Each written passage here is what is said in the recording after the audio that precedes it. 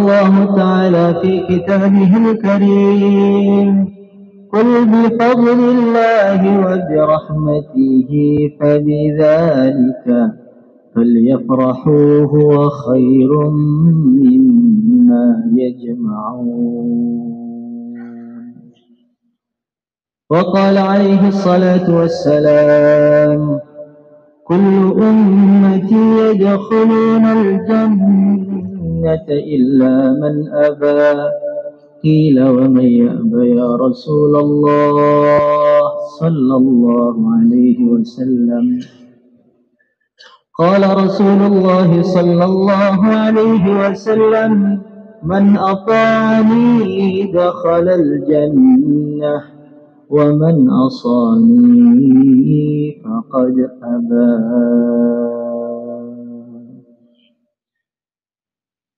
Para hadirin, para ulama,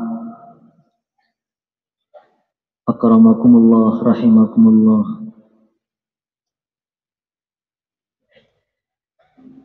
Suatu ketika dalam satu hadis Rasulullah sallallahu alaihi wasallam sedang duduk bersama dengan sahabat-sahabatnya. Maka Nabi Muhammad sallallahu alaihi wasallam ini memberikan pertanyaan kepada mereka. Ayyul khalaq a'jabu ilaikum imana? Wahai para sahabatku, makhluk mana yang imannya paling menakjubkan? Yang imannya paling membuat kalian terheran-heran? Yang imannya benar-benar bingung kalian untuk menganalisanya. Maka para sahabat mereka mengatakan iman yang paling menakjubkan ini adalah imannya para malaikat. Mereka itu orang-orang istimewa, pembawa-pembawa wahyu. Maka pasti iman mereka itu iman yang paling menakjubkan. Maka Rasulullah sallallahu alaihi wasallam beliau menjawab, "Wa ma lahum la yu'minun wa hum 'inda rabbihim." Para malaikat mereka iman, mereka yakin kepada Allah. Mereka percaya dengan Allah itu sudah sewajarnya. Itu bukan perkara yang menakjubkan. Mereka itu bisa jumpa dengan Allah. Mereka itu bisa mendengar firman Allah. Jadi malaikat kok iman dengan Allah, yakin kepada Allah, itu memang sudah seharusnya seperti itu. Bukan perkara yang menakjubkan. Maka para sahabat mengatakan, kalau begitu, yang paling menakjubkan ini adalah imannya para nabi. Makhluk-makhluk pilihan. Tentu mereka ini adalah orang yang benar-benar menakjubkan imannya. Maka Nabi beliau mengatakan, wa ma lahum la yu'minun wal wahyu unzila ilaihim. Para nabi yakin dengan Allah, beriman dengan Allah Subhanahu wa taala. Itu memang sudah seharusnya. Wahyu itu diberikan kepada mereka. Mereka itu jumpa dengan malaikat Jibril, bisa jumpa dengan para malaikat. Nabi Musa mendengar firman Allah. Rasulullah sallallahu alaihi wasallam Isra Mi'raj jumpa dengan Allah Subhanahu wa taala. Para nabi, para rasul percaya dengan Allah, itu ya sudah wajar.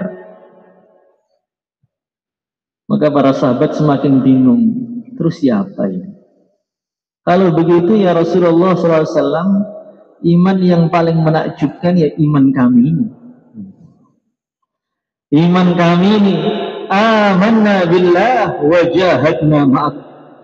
Kami ini orang yang percaya dengan Allah dan kami adalah orang yang dipilih oleh Allah untuk menemani perjuangan. Allah puji-puji kami dengan pujian yang begitu banyak dalam Al-Quran.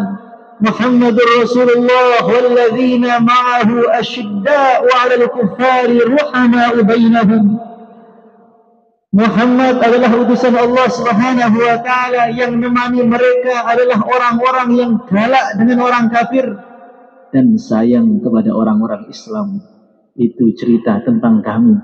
Berarti maknanya kami ini orang yang imannya paling menakjubkan. Maka Nabi Muhammad sallallahu alaihi wasallam beliau mengatakan, "Wa ma lakum la tu'minun wa ana baina azhurikum." Kamu para sahabatku iman dengan saya, percaya dengan saya, percaya dengan Allah itu sudah wajar, karena kamu tuh jumpa dengan saya, melihat saya. Kamu melihat bagaimana ketampanan wajah saya. Kamu melihat dari Mekah Al-Mukarramah itu bulan ditunjuk oleh Nabi, Allahu Akbar, bulan pecah jadi dua. Nabi keluar dari rumah itu mendem mengikuti Nabi. Kalau Nabi jalan, batu-batu, hewan-hewan, Assalamualaikum ya Rasulullah, Assalamualaikum ya Habibullah. Maka kamu iman dengan kami, iman dengan saya ini ya memang harus begitu. Kalau enggak ya namanya Abu Jahal. Lah terus siapa ya Rasulullah SAW? Malaikat bukan, Nabi bukan, kami bukan, terus siapa? Maka Rasulullah sallallahu alaihi wasallam beliau mengatakan, qaumun yakununa min ba'dikum ya'tihim kitabullah fayu'minuna bihi wa ya'maluna bima fihi yu'minuna bihi wa lam yarawhu. Yang paling aneh menurut saya keimanannya adalah orang-orang yang datang setelah kalian, yang mana mereka itu nggak pernah jumpa dengan saya, tidak bisa menikmati bagaimana indahnya wajahku, tidak bisa melihat bagaimana dahsyatnya mukjizat yang Allah berikan kepadaku, tidak pernah mendengar suaraku yang begitu merdu. Hidup 100 tahun setelah kalian, bahkan 1000 tahun setelah kalian, bahkan 1500 tahun setelah kalian, datang iman kepada mereka, datang Islam kepada mereka, datang Al-Quran kepada mereka, mereka langsung mengimani dengan lapang dada tanpa pikir panjang. Hadirin yang dimuliakan oleh Allah Subhanahu wa taala, kalau kita renung, kita ini dengan Nabi zamannya sudah 1400 tahun.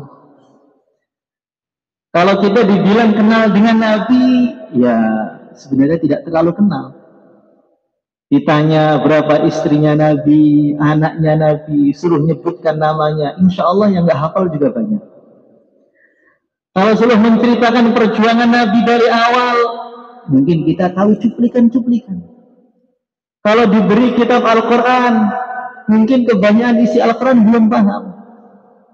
Tetapi Allah Subhanahu wa ta'ala pilih hati kita itu untuk meyakini Nabi, iman dengan Nabi, padahal zamannya jauh dari Nabi, negaranya jauh dari Nabi, belum terlalu kenal dengan Nabi, tapi yakinnya dengan Nabi luar biasa. Afaman syarafallahu sadrahu lil Islam fahuwa ala nurin min rabbih. Allah berfirman, apakah sama orang yang syarafallahu sadrahu lil Islam? Ada orang itu hatinya Allah bukakan bisa menerima Islam. Fahuwa ala nurin min rabbih. Orang mereka itu adalah orang yang Allah beri nur di dalam hatinya. Banyak orang-orang cerdas pada hari ini. Negara-negara maju banyak. Orang-orang yang bisa bikin pesawat terbang, bisa bikin jet, bisa bikin rudal antar benua, bisa membuat kapal selam, bisa membuat mobil listrik, orang-orang pinter-pinter yang sekolahannya tinggi-tinggi. Begitu banyak di dunia ini. Tapi sebagian mereka diajak masuk Islam, diceritakan tentang Allah itu nggak bisa masuk, diceritakan tentang Nabi itu hatinya itu nggak bisa masuk, nggak tembus. Tapi ada orang tinggalnya di hutan sawit, pendidikannya kadang-kadang tidak terlalu tinggi, hartanya tidak terlalu banyak, tapi hatinya Allah beri nur untuk menerima Islam. Maka tidaklah aneh walaupun Indonesia ini tampaknya negara yang kurang maju secara zahir, tetapi nanti di akhirat di surga, supplier surga terbanyak termasuk orang Indonesia. Mulai zaman Nabi Adam sampai Rasulullah Sallallahu Alaihi Wasallam, untuk pengisi surga umat Muhammadnya saja 2/3. Dan umat Muhammad Sallallahu Alaihi Wasallam termasuk yang paling banyak yang Islam, termasuk negara Indonesia. Dia Islam, bapaknya Islam, tetangganya Islam, temannya Islam, musuhnya Islam. Saking banyaknya orang Islam di Indonesia ini. Hadirin yang dimuliakan oleh Allah Subhanahu wa taala, Masya Allah. Kalau kita ke Makkah Al-Mukarramah, seluruh dunia itu datang ke Makkah sana, insya Allah termasuk kita semua. Tapi termasuk yang ngisi Masjidil Haram yang paling banyak siapa? Ya orang Indonesia. Maka nanti di surga tidak aneh ada bintang-bintang yang begitu tinggi. Ya Allah, surga siapa itu ya Allah? Surga tetanggamu. Kalau depannya ya Allah, Pak Lurahmu. Kalau sampingnya camat kamu. Kalau depannya ustadz kamu. Masya Allah, ternyata surga ini orang Indonesia-nya banyak. Insya Allah. Allahumma ja'alna minhum. Hadirin yang dimuliakan oleh Allah Subhanahu wa taala, maka nikmat Islam ini benar-benar nikmat yang begitu mahal. Tidak diberikan kepada orang yang tampan, tidak diberikan kepada orang yang jenius, tidak diberikan oleh Allah kepada orang yang kaya, tidak diberikan kepada orang yang punya tahta, tapi diberikan kepada orang yang Allah cinta kepada mereka. Hadirin yang dimuliakan oleh Allah Subhanahu wa taala, maka bagaimana nikmat Islam ini benar-benar kita jaga, insya Allah. Benar-benar dalam hati itu merasa saya ini benar diuntungkan, saya ini manusia yang beruntung. Wala tahinu wala tahzanu wa antumul a'laun. Allah berfirman, jangan kamu merasa hina. Kadang-kadang orang Islam ini berkecil hati, apa saya ini orang miskin, Indonesia ini negaranya bisanya cuma demo, sana itu bagusnya macam-macam, bisa bikin ini, bisa bikin itu. Kalau orang itu sudah Islam, antumul a'laun, Allah berfirman, kalian itu adalah orang-orang mulia. Hadirin yang dimuliakan oleh Allah Subhanahu wa taala. Tetapi ketika orang itu sudah tidak terlalu merasa gembira, jadi orang Islam itu berkecil hati, jadi orang Islam itu tidak terlalu senang, amalan-amalan Islam sudah tidak dijaga, tidak disyukuri, maka nanti oleh Allah Subhanahu wa taala, na'udzubillahi min dzalik, nikmat Islam bisa dicabut oleh Allah Subhanahu wa taala. Dzalika bi anna Allah lam yakun ghayran ni'matan an'amaha 'ala qaumin hatta yughayyiru ma bi anfusihim. Allah tidak akan mengambil nikmat satu kaum sehingga kaum tersebut merubah amalannya. Kalau amalan Islam itu masih dikerjakan di Indonesia ini, maka nikmat Islam, nikmat Quran, nikmat bisa amal agama tidak Allah cabut.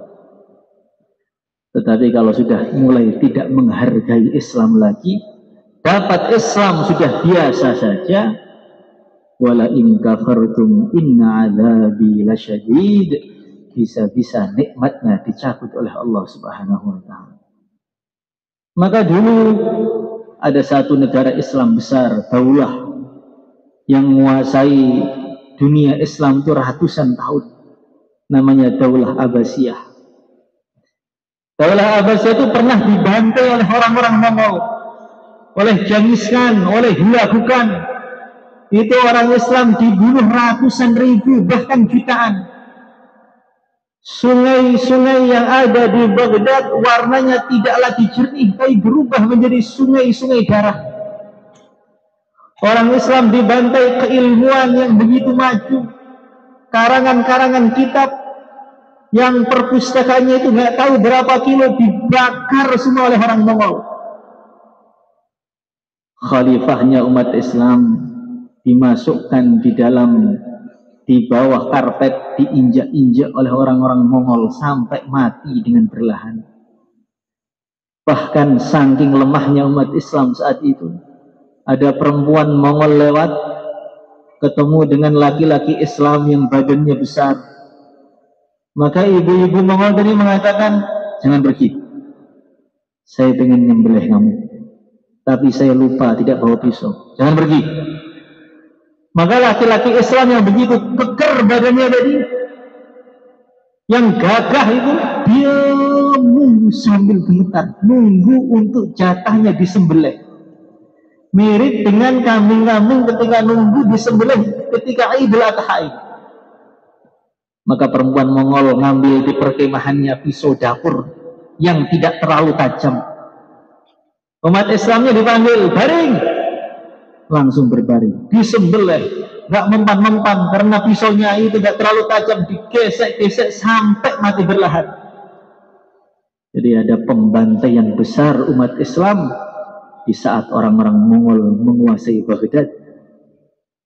Hadirin yang dimuliakan oleh Allah Subhanahu wa taala, maka Hulagu ini mengumumkan ke seluruh negara Islam, saya ini dengan umat Islam kok gampang betul Islam dikalahkan itu. Saya ingin jumpa dengan orang Islam yang paling tokoh, paling kuat, paling hebat, suruh sini. Saya tunggu di perkemahan sana, perkemahan Mongol. Siapa orang Islam yang paling alim, paling hebat, paling kuat, paling tokoh, paling sekti, paling wali, saya tunggu. Mengalahkan umat Islam terlalu mudah, saya ingin cari yang agak kuat. Masa nyembelih umat Islam cukup dengan ibu-ibu? Maka umat Islam saat itu ketakutan. Tidak ada satupun orang yang berani mendatangi kemahnya Hulagu kan. Akhirnya yang datang adalah salah satu anak muda, ustadz di satu madrasah, belum nikah. Umurnya masih 18 tahun, jenggot pun belum keluar. Maka dia datangi kumpulannya orang Mongol, ribuan orang Mongol, dia datangi sendirian. Dengan membawa ontanya yang begitu gemuk, dan membawa kambingnya, dan membawa ayam jagonya. Pemuda tadi namanya Kaidahan. Dia datang ngetuk itu kamar utamanya manusia yang paling bengis, Hulagu kan. Maka pengawalnya mengatakan, Tuhan, sudah datang utusan umat Islam, apakah dipersilahkan masuk? Ya, suruh masuk. Ketika masuk kaget Hulagu kan. Dia ngira yang datang itu ulama sepuh, jagoan, panglima perang, yang badannya besar, keker, jagoan, ahli perang, ahli ilmu. Yang datang ternyata anak muda bocil.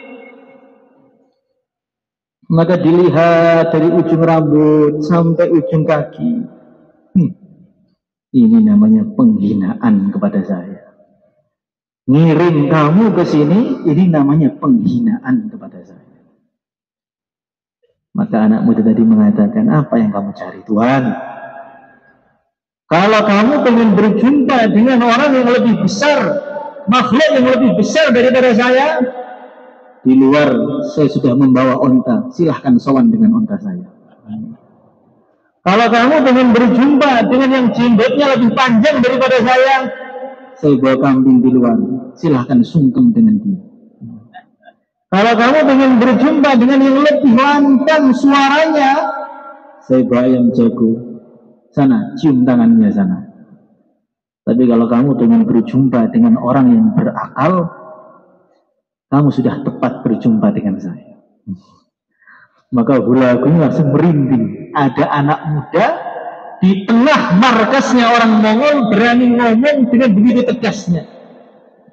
Berarti maknanya anak muda ini beda ini.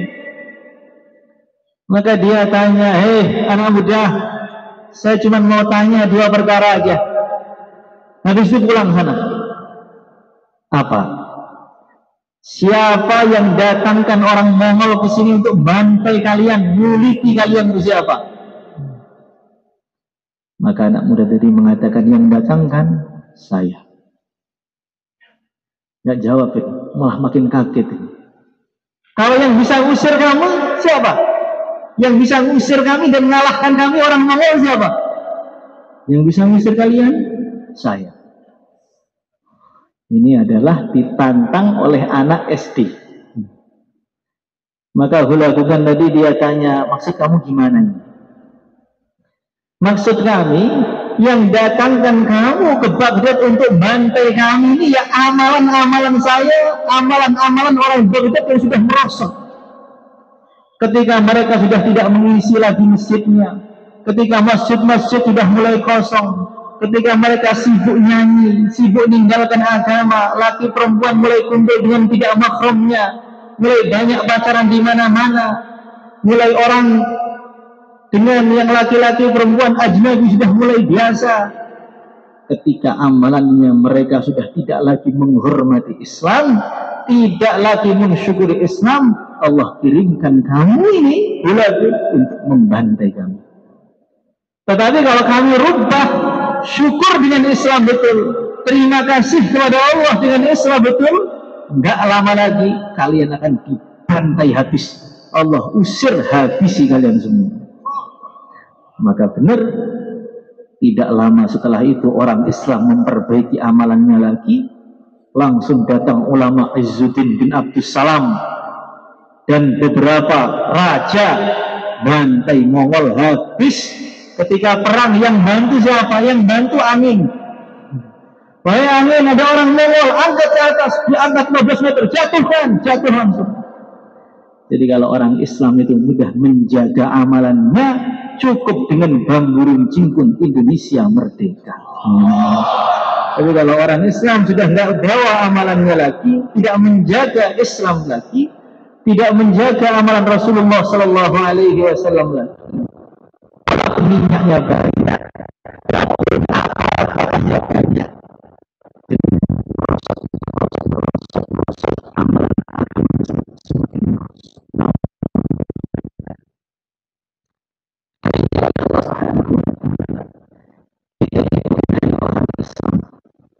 Orang Islam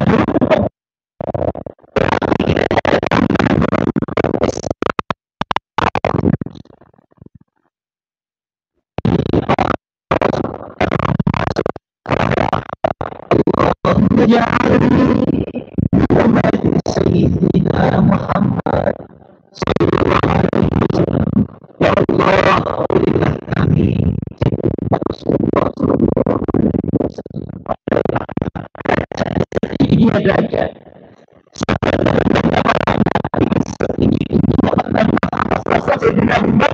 masih tinggi sangat rendah, tetapi serendahnya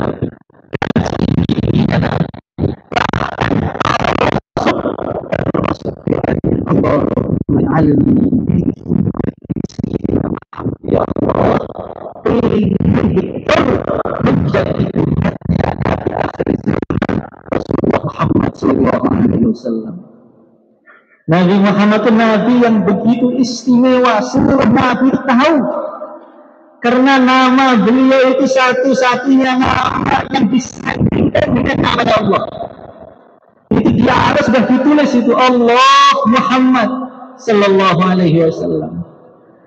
Maka Nabi Adam ketika beliau minta ampun, ya Allah, dengan berkahnya Nabi Muhammad sallallahu alaihi wasallam ampuni saya.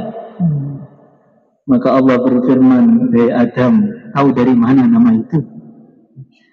Ya Allah, ketika engkau ciptakan saya, ketika saya membuka mata pertama kali sudah saya lihat ada namamu dan ada nama Muhammad sallallahu alaihi wasallam.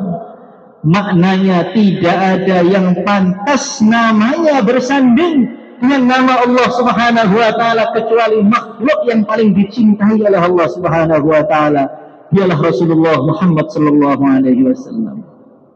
Maka Allah berfirman, ya Adam, laulahu ma khalaqtuka wa ma khalaqtu sama'an wala arda. Wahai Adam, dalam riwayat lain, kalau bukan karena nama itu wahai Adam, kalau bukan karena nur itu wahai Adam, kamu gak akan saya ciptakan. Maka pengantinnya alam semesta, arusyul mamlakah, makhluk terhebat termulia, yaitu Rasulullah sallallahu alaihi wasallam. Wal qawlu isyaratun wa anta maqsudu.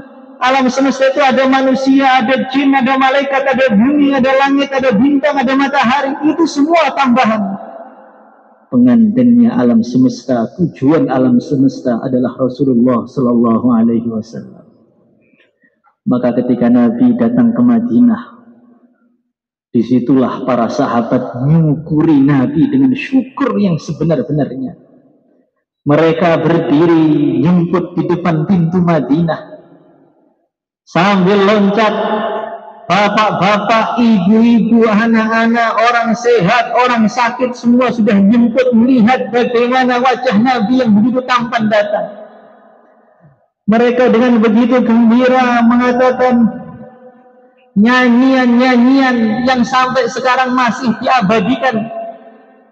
Tala'al badru alaina min thaniyatil wada' wajaba syukru alaina Mada'a lillahi da.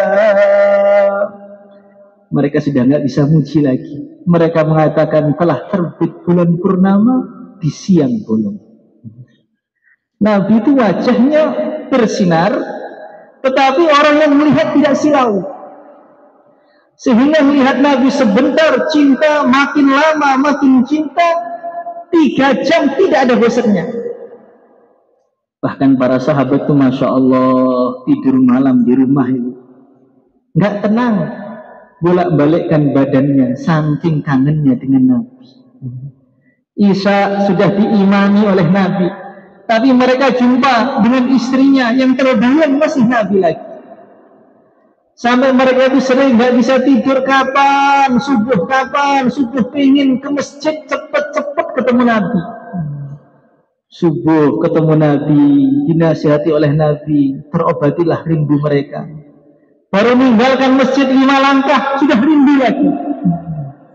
Itulah aura mahabbahnya Rasulullah sallallahu alaihi wasallam.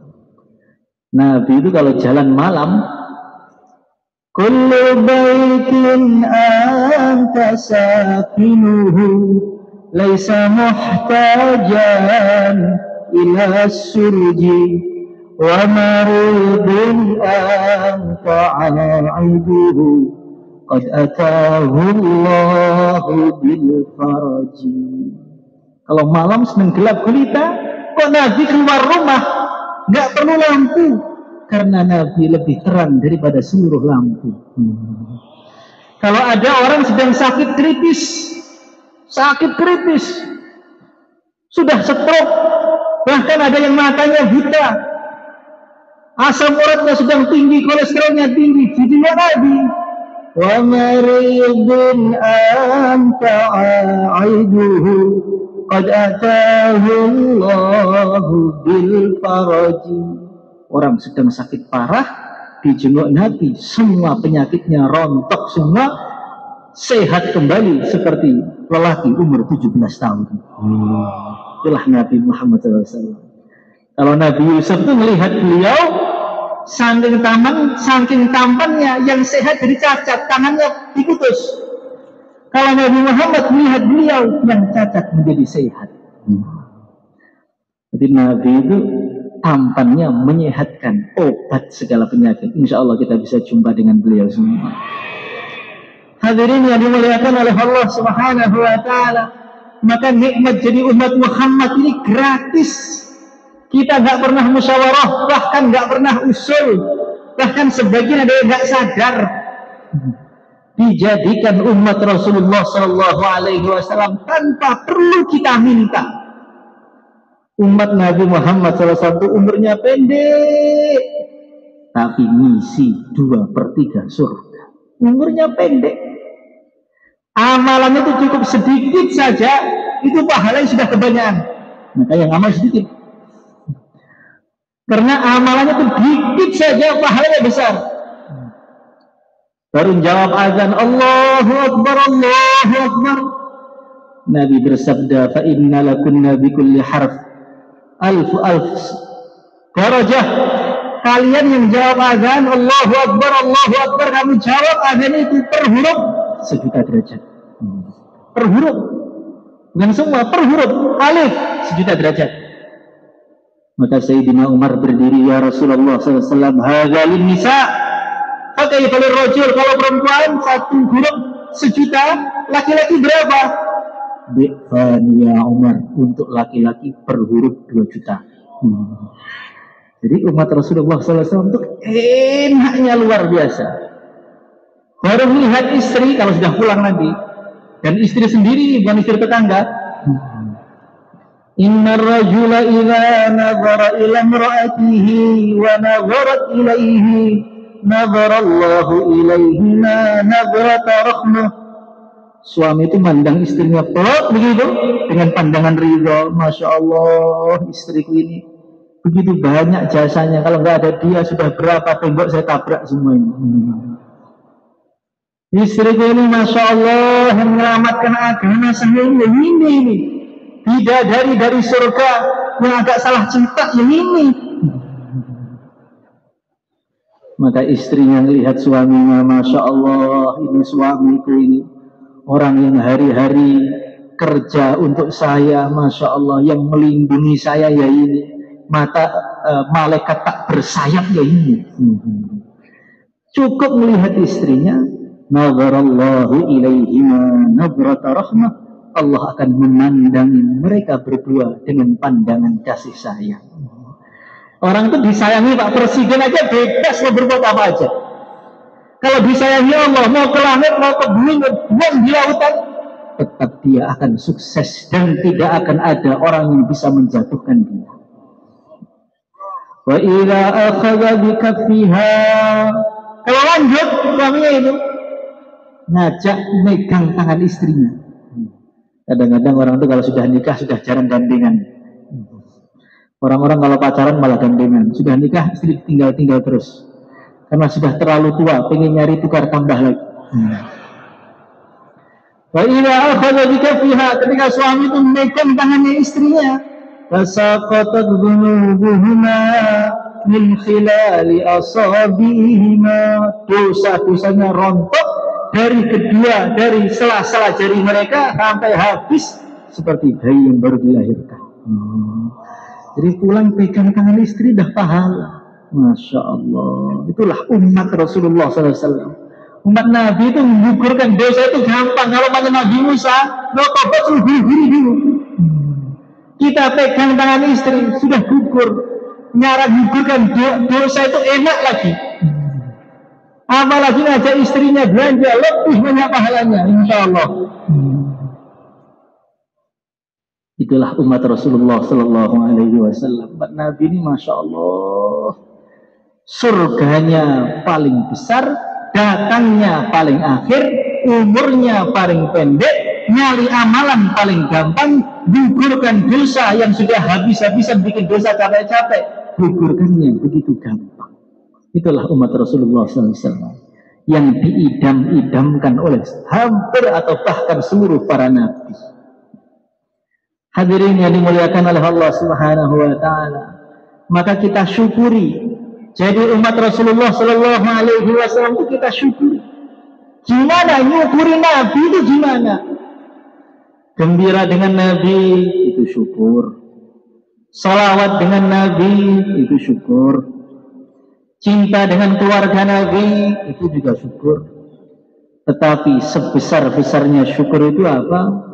Ayyuhal mab'utsu fina ji'ta bil amril muta'. Perintah Nabi, amalan Nabi, perjuangan Nabi, warisan Nabi kita teruskan sampai titik darah penghabisan. Insya Allah itu hakikatnya syukur itu. Syukur itu bukan hanya gembira, habis gembira gak ke masjid, itu bukan syukur yang sebenarnya. Syukur itu adalah meneruskan apa cita-cita Rasulullah Sallallahu Alaihi Wasallam dan apa yang beliau sukai dan apa amalan Nabi. Nabi itu ketika datang ke Madinah, yang pertama kali beliau bikin masjid namanya Masjid Quba. Itu masjid pertama, ussisa ala taqwa min awwal yaum. Masjid yang memang dari batu pertamanya itu dibangun atas dasar takwa. Ada yang mengatakan Masjid Quba, ada yang mengatakan Masjid ussisa ala taqwa, ada yang mengatakan Masjid Nabawi. Tapi yang dibangun Nabi pertama itu Masjid Quba. Jadi masjid itu adalah markasnya umat Islam. Makanya kalau orang itu dekat dengan masjid, memakmurkan masjid, maka agama di daerah itu akan baik-baik saja. Tapi kalau masjid sudah mulai kosong, yang azan, yang qomat, yang imam, yang makmum, yang berikan cuma satu. Dan itu banyak terjadi di Indonesia. Allahu Akbar yang azan, habis itu dia qomat sendiri, imam sendiri, makmumnya ya dia, yang berikannya dia, yang ngaku ya dia. Kalau masjid-masjid sudah mulai tidak makmur, mulai kosong, disinilah nanti akan terjadi kemerosotan yang begitu dahsyat. Nabi di Kuba bangun masjid, sampai ke Madinah bangun Masjid Nabawi. Pusat hidayah seluruh dunia, yaitu Ka'bah. Yudi alinnas lalladzi bi Bakkah mubarakah, masjid pertama. Disitulah cahaya Islam tersebar ke seluruh dunia dari Ka'bah. Insya Allah kita bisa ziarah ke sana. Maka termasuk usaha kita itu adalah usaha memakmurkan masjid. Pokoknya kalau masjid sudah makmur, 90% permasalahan umat Islam akan selesai. Kalau masjid sudah mulai kosong, nanti kemerosotan agama akan datang dengan bertubi-tubi. Hadirin yang dimuliakan oleh Allah Subhanahu wa Ta'ala. Dan makmurkan masjid itu bagaimana? Kita lihat apa amalannya Masjid Nabawi itu apa saja. Yang pertama, Rasulullah Sallallahu Alaihi Wasallam itu mengajarkan ilmu agama itu di masjid. Maka kita itu harus mencari ilmu. Banyak nggak banyak itu nomor 2. Yang penting ada usaha nyari ilmu lagi. Maka Nabi itu menyemangati sahabatnya untuk nyari ilmu terus. Beliau mengatakan, man intaqala liyata'allama ghufira lahu qabla an yaqtuwa. Barang siapa yang ingin duduk di majlis ilmu agama, baru berangkat, kakinya belum dilangkahkan, itu dosanya sudah habis seperti bayi yang baru dilahirkan. Maka kita datang di tempat-tempat pengajian, datang di tempat bayan-bayan, di tempat taklim, itu kita berangkat sudah jadi wali. Belum sampai, baru berangkat sudah jadi wali. Maka di sini yang duduk ini sudah wali semuanya. Man kharaja fi talabil ilm fahuwa fi sabilillah hatta yarji'. Orang itu kalau nyari ilmu baru keluar rumah dihitung langsung fi sabilillah. Sampai kapan? Sampai pulang. Makanya sahabat-sahabat itu walaupun sudah tua masih nyari ilmu. Ada yang masuk Islam 40 tahun masih nyari ilmu. Ada yang 50 tahun masih nyari ilmu. Bapaknya Sayyidina Abu Bakar itu nggak tahu umurnya berapa, sudah sepuh betul, masih nyari ilmu. Maka ilmu agama itu bukan untuk anak muda saja, tapi untuk orang yang ingin lebih dekat dengan Allah. Insya Allah termasuk kita. Karena ilmu itu adalah GPS untuk menuju surga. Itu adalah dalil untuk menuju surga, itu ya ilmu itu. Orang itu punya mobil Lamborghini yang paling mahal, tetapi salah jalan. Ngegas 1000 km per jam, akhirnya malah masuk terjun bebas ke jurang. Makanya kita ini harus belajar ilmu agama, insya Allah. Maka di masjid itu harus kita hidupkan majlis-majlis taklim, majlis-majlis masail. Supaya apa? Supaya nanti nikahnya itu benar. Jangan orang itu jos dalam ibadah, jos dalam zikir, jos dalam dakwah, tetapi ternyata nikahnya belum sah. Akhirnya dianggap zina terus. Kadang-kadang orang itu jos, zikirnya jos, sholatnya jos, ternyata masih riba terus. Malah menjadi pimpinan bank, padahal 4 bulan setiap tahun. Hadirin yang dimuliakan oleh Allah Subhanahu wa taala, maka pentingnya di masjid kita dihidupkan namanya Masjid Ta'lim untuk mempelajari ilmu Rasulullah sallallahu alaihi wasallam. Insyaallah niat semua. Kita ikuti ilmu Nabi itu, kita ambil dari para ulama, dari imam-imam mazhab yang 4 itu, Imam Syafi'i, Imam Ahmad, Imam Abu Hanifah, Imam Malik. Itu orang-orang yang sudah terbukti barokah ilmunya. Karena ada orang itu mengatakan, sudah kita ambil dari Quran hadis langsung aja. Saya dengan Imam Syafi'i loh, sama-sama manusia. Podo mangan segone ngapo melok-melok. Sama-sama makan nasinya, kenapa harus ikut Imam Syafi'i? Imam Syafi'i itu Masya Allah, orang yang cerdasnya itu otaknya itu otak petir. Masuk pasar harus ditutup dulu telinganya. Kalau sudah masuk omongannya ibu-ibu julid itu tidak bisa dihapus. Itulah Imam Syafi'i. Makanya Imam Ahmad bin Hanbal itu duduk di majelisnya Imam Syafi'i, dengarkan beliau pengajian. Maka orang-orang datang, wahai Ahmad, kamu kan orang cerdas. Imam Ahmad bin Hanbal itu dengarkan Quran, baca Quran mulai Alif Lam Mim juz 1 Al-Fatihah Alif Lam Mim sampai minal jinnati wan nas 30 juz sekali baca langsung hafal dan enggak pernah lupa sampai mati walaupun 1 huruf. Itu Imam Ahmad. Dia duduk di majelisnya Imam Syafi'i. Maka orang-orang mengatakan, wahai Ahmad, kamu orang pintar. Kenapa duduk di majelis anak muda? Banyak ulama senior.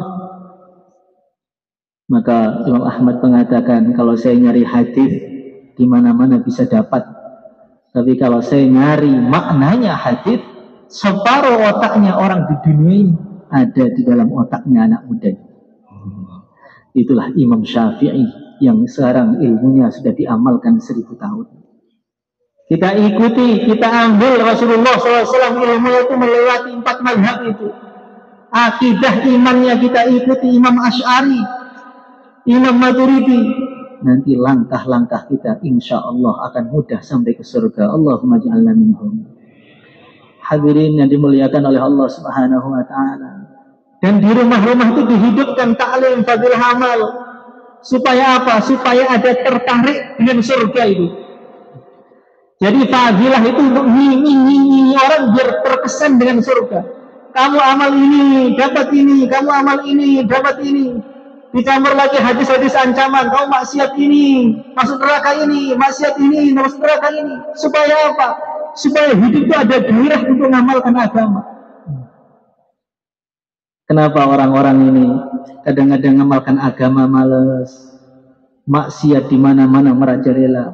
Kurangnya mendengar fadilah dan ancaman-ancaman dari agama. Basyira wa nadhira. Manusia itu adalah makhluk yang begitu gampang terpengaruh karena terbuat dari tanah. Kena hujan jadi becek, kena panas jadi keras, dibakar jadi genteng, 100 tahun gak kena air jadi batu yang begitu keras. Itulah manusia. Maka telinga kita itu harus sering masuk hadis Nabi, hadis Nabi, hadis Nabi, hadis Nabi. Supaya apa? Supaya ada gairah dan semangat dalam mengamalkan agama. Maka malaikat-malaikat itu melihat manusia itu aneh. Anak Adam itu aneh. Kenapa aneh, wahai para malaikat? Ya Allah, di sana ada surga yang begitu indah sekali.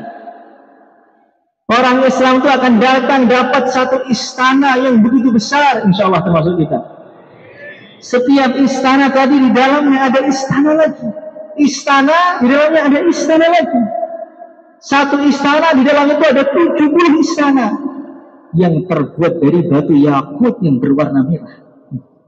Setiap istana yang 70 di dalamnya ada kamar lagi yang terbuat dari zamrud yang berwarna hijau.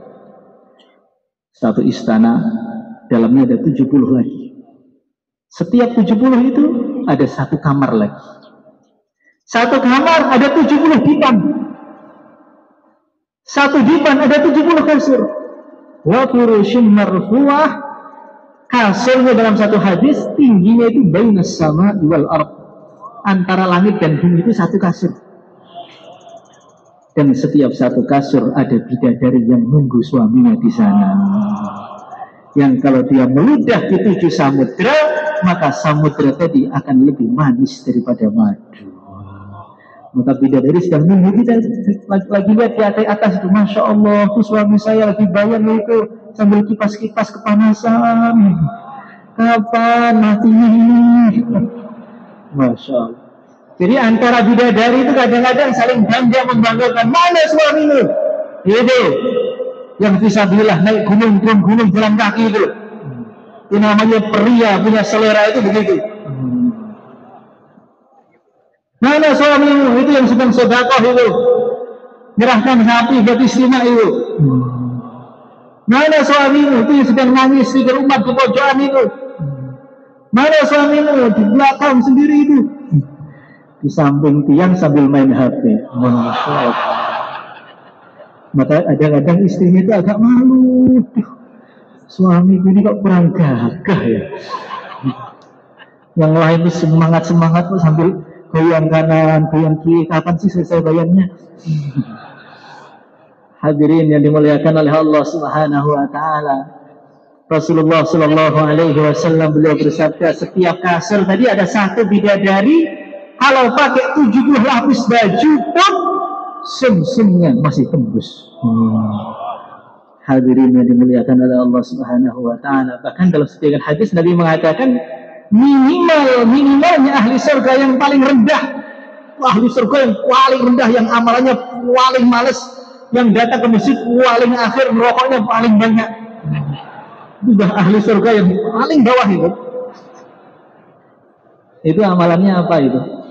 Itu nikmatnya apa? Nabi mengatakan ahli surga yang paling bawah, dia itu punya 10.000 pelayan. Itu paling bawah itu. Setiap pelayan membawa 2 nampan, 1 nampan dari emas, 1 nampan dari perak.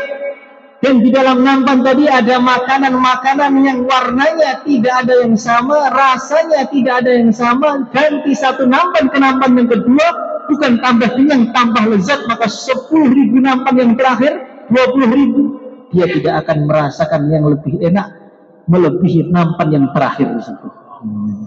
Itu yang paling minimal itu. Yang datangnya wakhir sendiri, nanti pulangnya besok udah wawal. Itu seperti itu. Gimana yang datangnya 3 hari yang lalu? Masya Allah. Hadirin yang dimuliakan oleh Allah Subhanahu wa taala.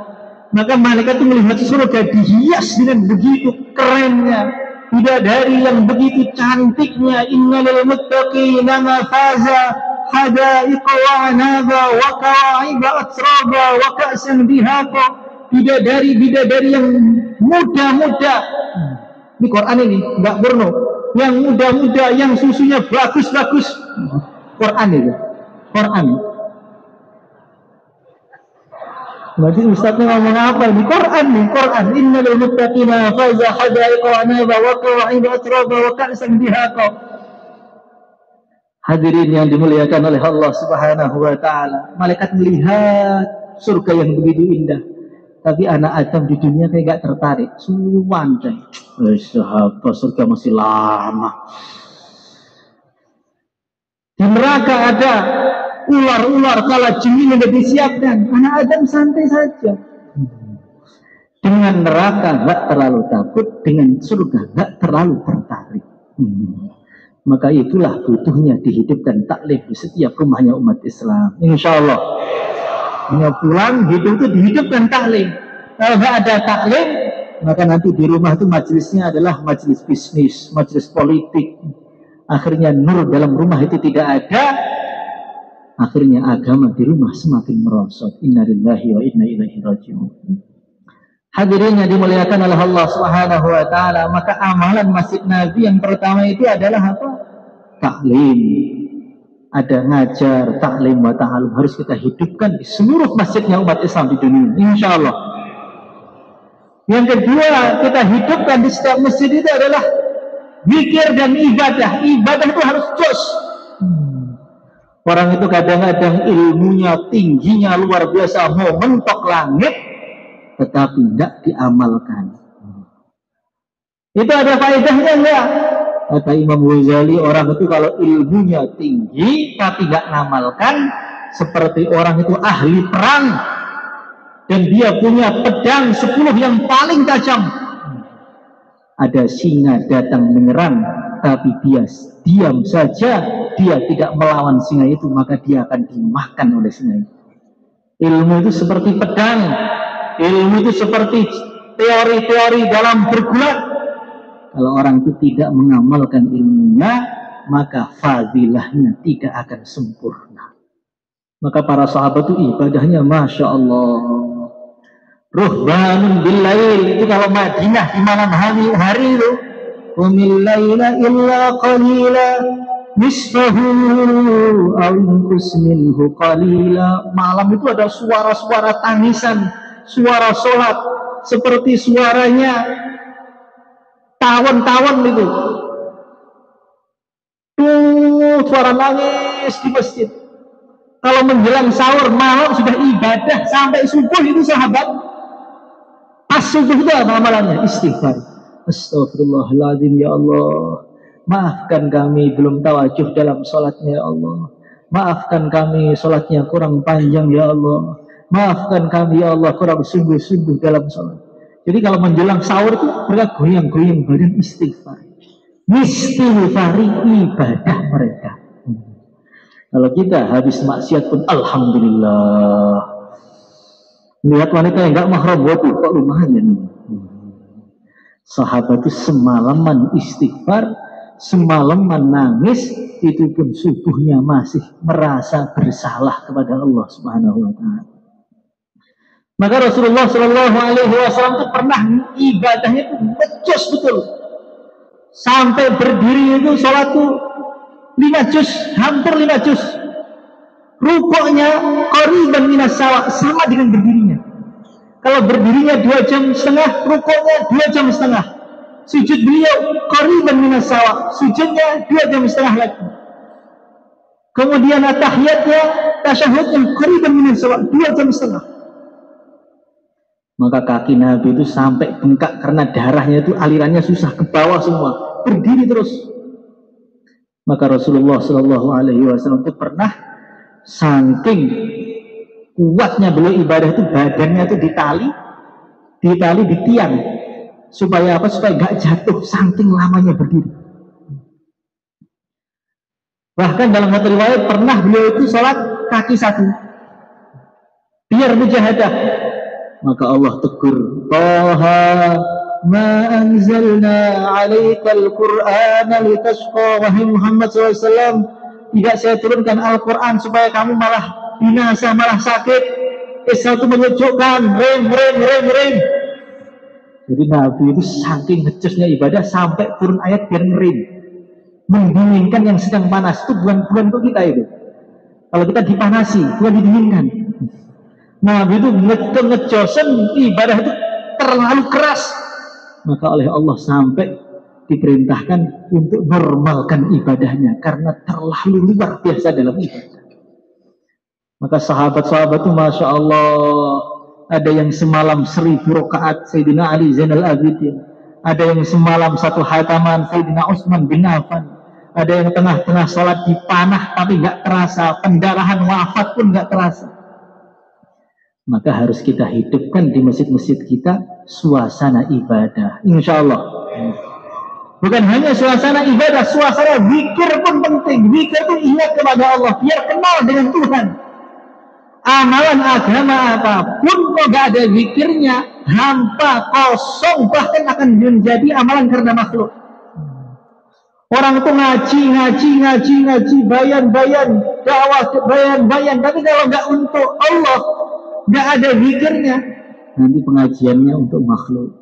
Akhirnya mendengar pengajian pun juga untuk makhluk. Akhirnya bayannya untuk nyari duit.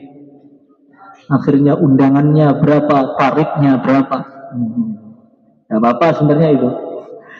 Masalahnya ini kalau orang itu sudah terlalu tidak banyak zikir dalam kehidupannya, maka amalan agama mau apapun ada makhluknya itu.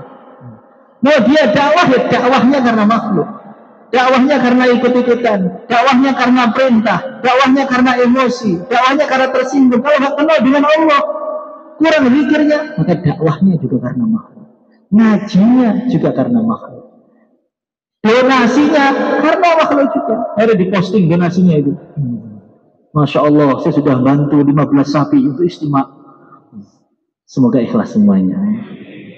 Maka zikir itulah ruhnya amal itu, zikir itu. Wala zikrullahi a'la wa ajallu wa akbar.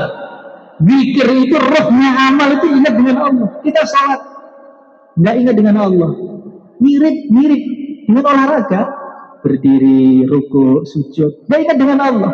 Mulai takbir sudah mikir kapan pulangnya, mulai takbir sudah mikir ini bisnis saya di sana hari ini agak merosot gimana, mulai takbir sudah mikir ini istri saya gimana, kapan bisa nambah lagi. Akhirnya sholat 80 tahun tidak merasakan bagaimana nikmatnya sholat. Kenapa? Karena kurang zikir. Maka zikir itu perkara yang begitu penting. Orang itu kalau sudah zikir, ingat Allah, jual beli di pasarnya pun rijalul la tulhihim tijaratu wala bai'un an dzikrillah, jual beli ke pasar, pulang-pulang jadi wali. Tengah-tengah di mall, tengah-tengah di pasar, mulutnya tidak pernah lupa dengan ingat kepada Allah. Di pasar pun ingat Allah jadi pahala, di sawah pun ingat Allah jadi pahala. Maka zikir ini harus kita menjadikan amalan harian kita 24 jam, insya Allah. Karena Nabi sallallahu alaihi wasallam yadhkurullah ala kulli ahyani. Nabi itu ingat Allah 24 jam. Maka ulama zaman dahulu itu nasihati muridnya, gimana zikir itu, ngitungnya gimana Pak Yai? Ada hitungan khusus, zikir pagi petang, tasbih, tahmid dan sebagainya. Tapi ada zikir yang kita kerjakan terus. Apa itu? Ketika keluar masuknya nafas itu hati Allah. Sambil dengar bayan Allah. Sambil dengar bayannya istrinya yang ngomel Allah. Allah. Akhirnya istrinya marah kayak apapun, Allah yang gerakkan Allah. Akhirnya suaminya nggak marah, akhirnya keluarganya sakinah, mawaddah, warahmah. Tapi kalau kurang zikir, buat istrinya marah, bener-bener ini istrinya Abu Jahal ya gini nih. Sudah dikasih nikmat tapi pintar dengan suaminya, pantas ahli neraka paling banyak ya perempuan ya kayak kamu bentuknya. Ini kenapa? Karena kurang zikir.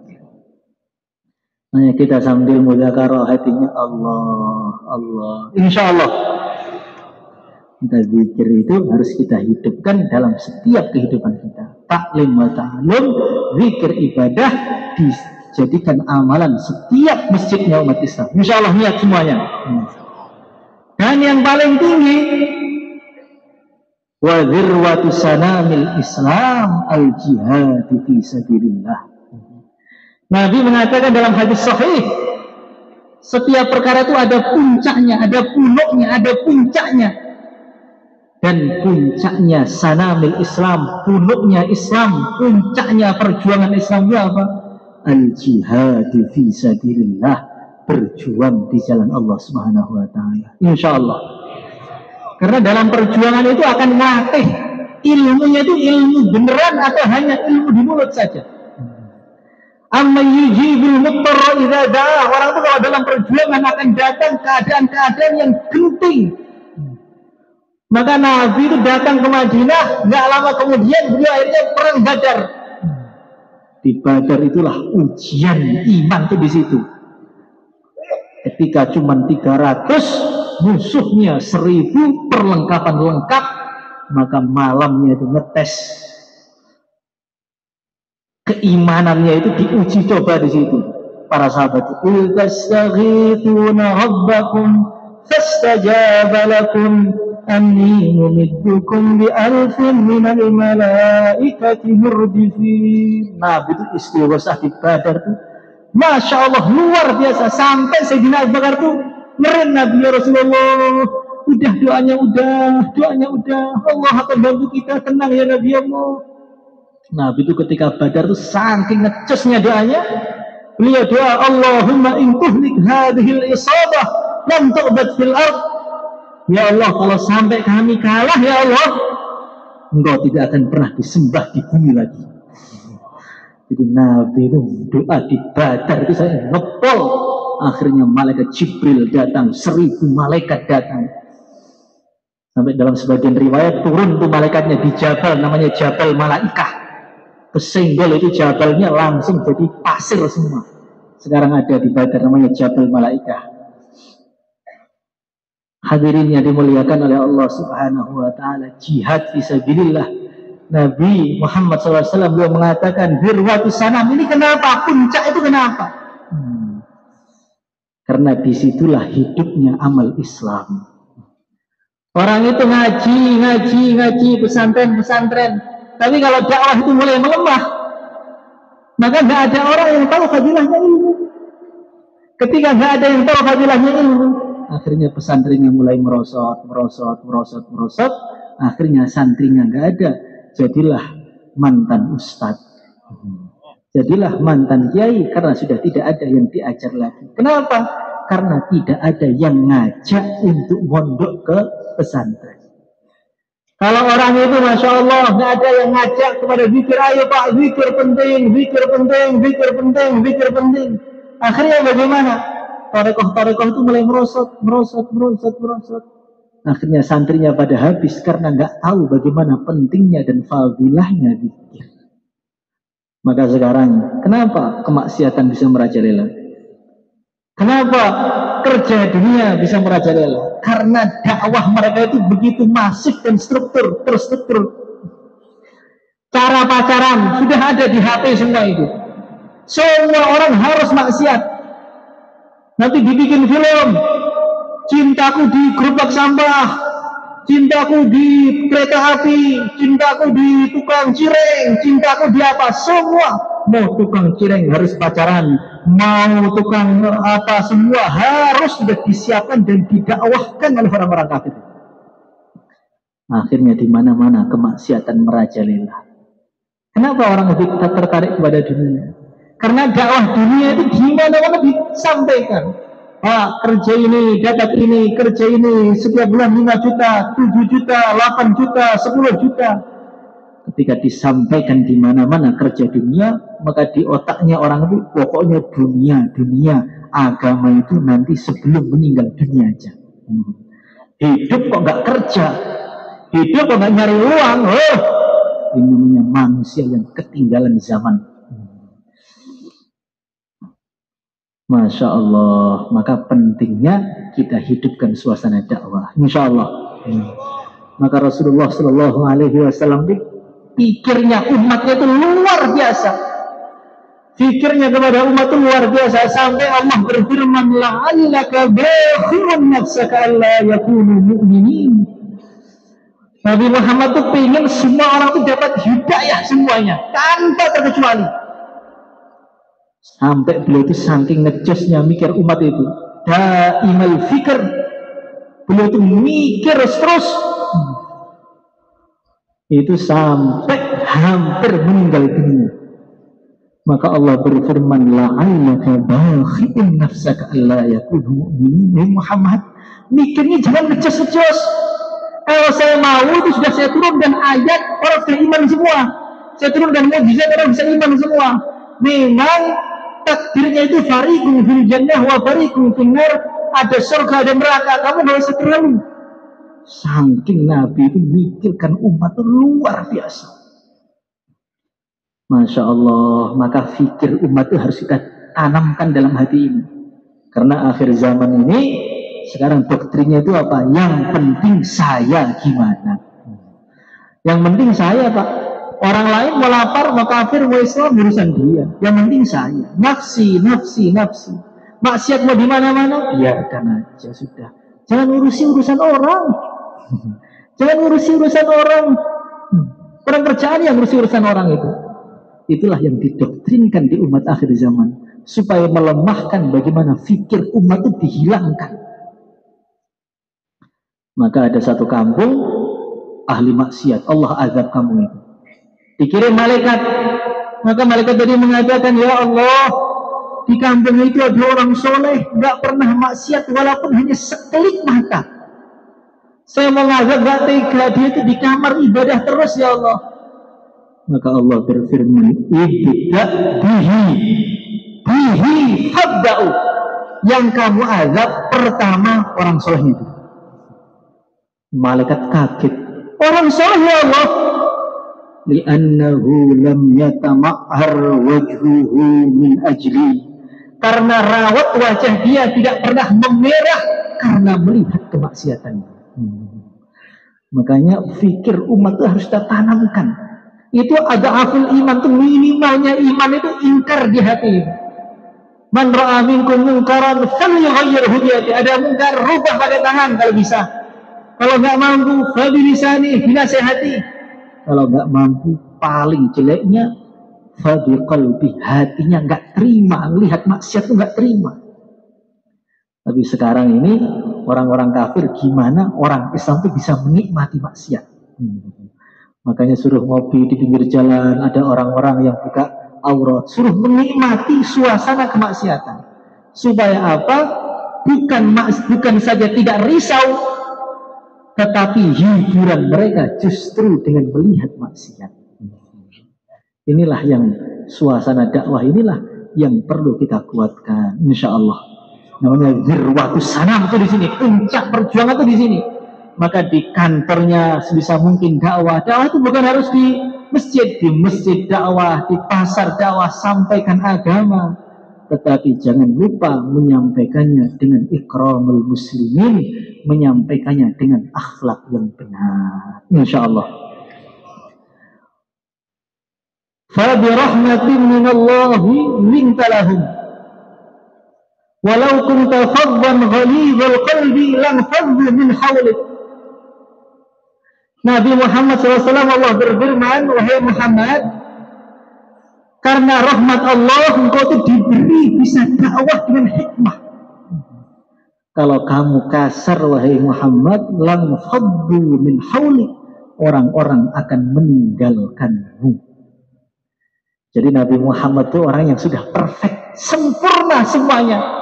Tapi Allah berfirman, kalau kamu kasar, walaupun tafawwan ghalidhal qalb, kalau kamu kasar, lam faddu min hawlik, orang-orang akan ingkar dan meninggalkanmu. Bukan mereka meninggalkan agama, bukan. Mereka meninggalkan orang yang menyampaikan agama yang terlalu kasar. Kadang-kadang kita menyampaikan agama, terus orang nolak, kita marah. Dia telah nolak agama Allah. Hancurkan ya Allah, ahlikum kama halakta Ad wa Samud. Seperti kau mengajak kaum Ad dan Samud, mereka itu belum menolak agama. Mereka itu menolak kita yang kurang hikmah dalam menyampaikan agama. Maka Harun Ar-Rasyid itu pernah jalan.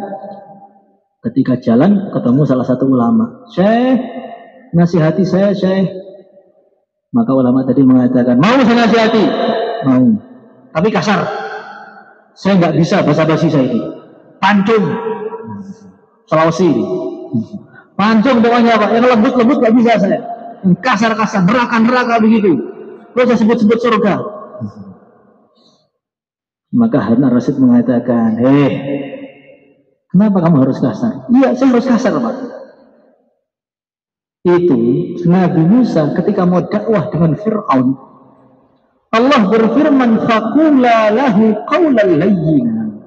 Wahai Musa, ketika kamu dakwah dengan Fir'aun, katakan dengan kata-kata yang lembut.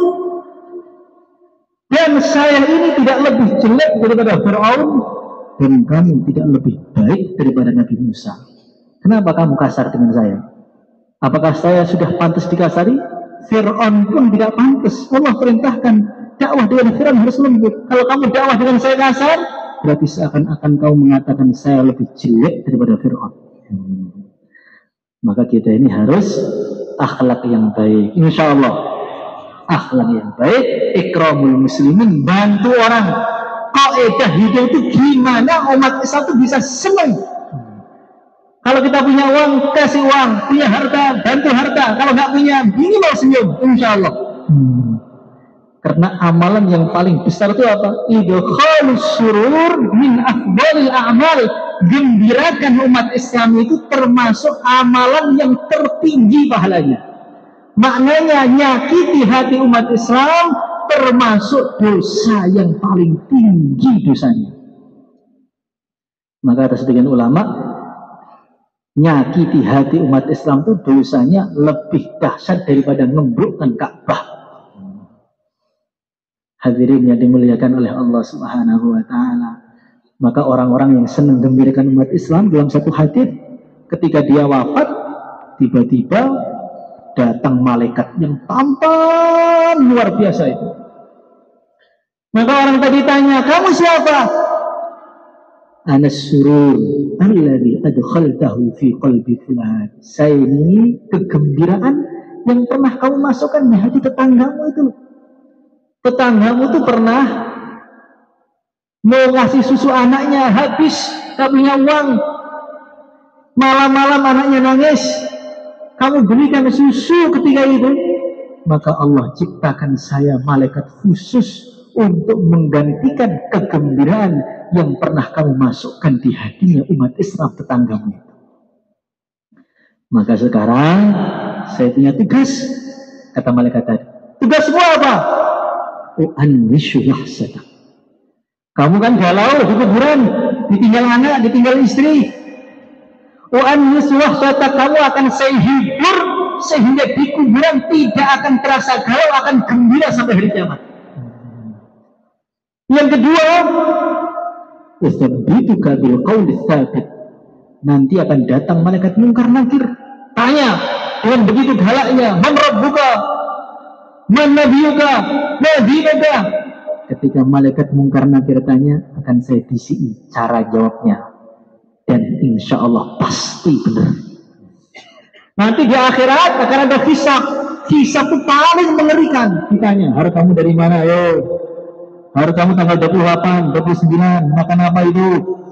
Setelah makan, buat apa? Ilmu gimana? Masa mudamu apa? Ketika pertanyaan begitu mengerikan, ulakinu hujjatan, nanti akan saya bisi di telinga Tuhan. Semua jawaban pertanyaannya jaminan nilai 100 masuk surga paling tinggi. Wa urida manzilataka fil jannah. Dan Tuhan gak usah nanti, mulai sekarang di kuburan ini saya bukakan dari kuburan ini tempatmu di surga, biar live dari kuburan. Maka dibukakan, dia melihat surga yang begitu indah, melihat istrinya yang begitu cantik, kaget, terpana, nggak terasa Israfil sudah niat, sudah hari kiamat.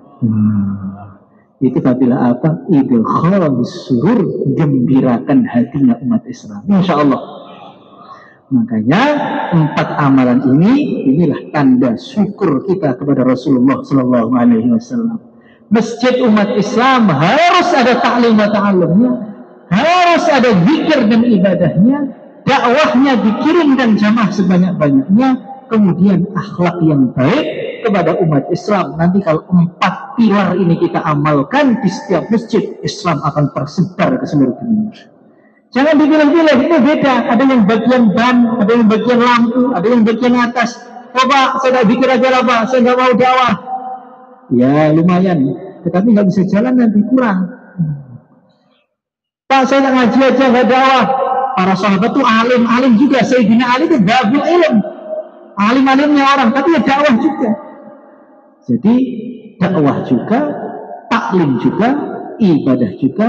Ini amalan yang diwariskan kepada Nabi kepada kita, dari Nabi kepada kita. Maka dari pertemuan kita ini, bagaimana setiap orang yang hadir di sini hidupkan satu masjid.